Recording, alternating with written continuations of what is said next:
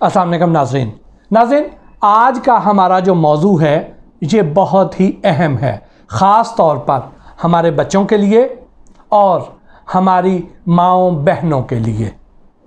वो कैसे कि ये देखें, ये मेरे पास आप मुख्तलिफ़ रंग बरंगी जेलीज़ देख रहे हैं। अब ये जेलीज़ क्या हैं, किससे बनती हैं, उसके बाद फिर हम आगे भी इसको लेकर चलते हैं। अब ये जो जेलीज़ हैं, ये जेलीज़, इसमें अगर इनके इश्तिहारों में आपको मुख्तलिफ़ फ्रूट्स दिखाएं, मुख्तलिफ़ अशिया दिखाएं, तो उसमें कतन कोई हकीकत नहीं है। आपने क्या करना है कि बच्चा जो भी जेली लेके आए उसके पैकेट को पढ़ना है, उसके इंग्रेडिएंट्स पढ़ेंगे तो उसमें आपको नज़र आएगा कि इसमें चीनी है, ग्लूकोज सिरप है, फ्लेवर है, कलर्स हैं और जेलेटिन है। अब टोटल ये अशिया हैं ज़्यादातर जो इन जेलीज़ में डाली जाती हैं। अब इसमें बाकी चीज़ों का तो आपको सब का पता है कि ग्लूकोज क्या है, चीनी क्या है, फ्लेवर क्या है, कलर क्या है, वो सारे अपनी जगह पे, लेकिन जेलेटिन क्या है और ये जेलेटिन किन किन अशिया में डलती है, ज़रा नोट कर लीजिए कि ये जो बच्चों की प्रोडक्ट्स हैं इसमें भी डलती हैं, मुख्तलिफ़ आइसक्रीम्स में भी डलती हैं, मुख्तलिफ़ चॉकलेट्स में भी डलती हैं, मुख्तलिफ़ जो फेस मास्क हैं उसमें भी डलती हैं, ख़वातीन जो यूज़ करती हैं, कॉस्मेटिक्स में भी डलती हैं, मुख्तलिफ़ प्रोडक्ट्स में। अब ये जो जेलेटिन है, क्या इसका सोर्स हलाल है या हराम है? क्योंकि ज़्यादातर जो जेलेटिन आती है इसका सोर्स जानवरों की हड्डियां और उनकी खाल है। जो जानवर किसी बीमारी की वजह से, किसी और आफत की वजह से जानवर मर गए, तो वो जानवर कहाँ जाते हैं, उनकी हड्डियां कहाँ जाती हैं, उनकी खाल कहाँ जाती है? वो हड्डियां, वो खाल, वो भी उधर ही जाती हैं जिधर हलाल किए हुए जानवर यानी ज़बीहा जानवरों की हड्डियां और खाल जाती है। अब ये लोग क्या करते हैं कि जानवरों की जो हड्डियां हैं इनको बड़े बड़े कड़ाहे जो हैं उनमें डाल देते हैं, उसके साथ उसमें पानी डालते हैं, नीचे आग का अलाव होता है और जब उसमें पानी खौलता है तो इन हड्डियों के अंदर जो लेसदार मादा होता है वो सारा एक्सट्रैक्ट करके ये जेलेटिन निकाली जाती है, आगे उसको मुख्तलिफ प्रोसेस में से गुजार के। और ये जो आपको बड़े बड़े ढेर नज़र आ रहे हैं हड्डियों के, ये हड्डियां वो हैं जो इन कड़ाओं में से गुजर चुकी हैं, इनमें से जेलेटिन एक्सट्रैक्ट कर ली गई है। इनकी हड्डियां आप देख लें, यहाँ से कोई भी ये जज नहीं कर सकता कि ये हड्डियां जो हैं ये हलाल जानवरों की थी या खुदा ना खास्ता हराम जानवरों की थी। क्या ये जानवर ज़बीहा थे या मुर्दा थे? यहाँ पे कौन से जानवर लाए गए? क्योंकि आपको आगे चल के जो मैं मनाजर दिखाऊंगा उससे आपको अंदाज़ा हो जाएगा, जिसमें आपको मरे हुए घोड़े भी नज़र आएंगे। अब घोड़ा तो हम नहीं हलाल करते।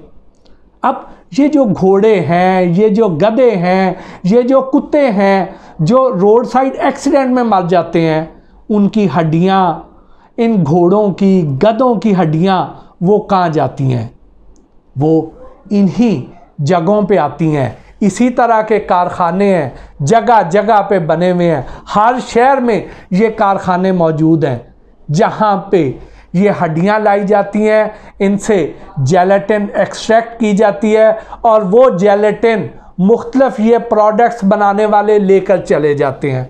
अब ये उसको हमारी तसल्ली की खातर हलाल सर्टिफिकेशन के ऊपर मोनोग्राम लगा देंगे, स्टैंप लगा देंगे। लेकिन मेरा सवाल ये है कि यहाँ पे मैं बहुत से ऐसे हलाल सर्टिफाई करने वाले इदारों को भी जानता हूँ, मेरे पास ऐसी रिकॉर्डिंग्स भी मौजूद हैं जहाँ पे पैसे देकर सब सर्टिफिकेट ले लिए जाते हैं। और मैं आपको अगले वीलॉग्स में इन रिकॉर्डिंग्स पर मबनी अलहदा फुटेज भी दिखाऊंगा कि कैसे कैसे इनके साथ डीलिंग होती है, कितने पैसों में डील हो जाती है और ये हलाल सर्टिफिकेशन इनको मिल जाती है। यानी इसका मतलब ये है कि यहाँ पे बहुत से ऐसे इदारे मौजूद हैं जो हलाल सर्टिफिकेशन पैसे लेके दे देते हैं और बहुत से ऐसे हैं जो पैसे लेके इनको पास भी करवा लेते हैं। वहाँ पे कोई इस बात की तफरीक नहीं की जाती, इसका ख्याल नहीं रखा जाता कि इसका सोर्स क्या था, पता नहीं इसमें से कितने % हलाल जानवर थे, कितने हराम थे, इसको तो कोई चेक करता ही नहीं।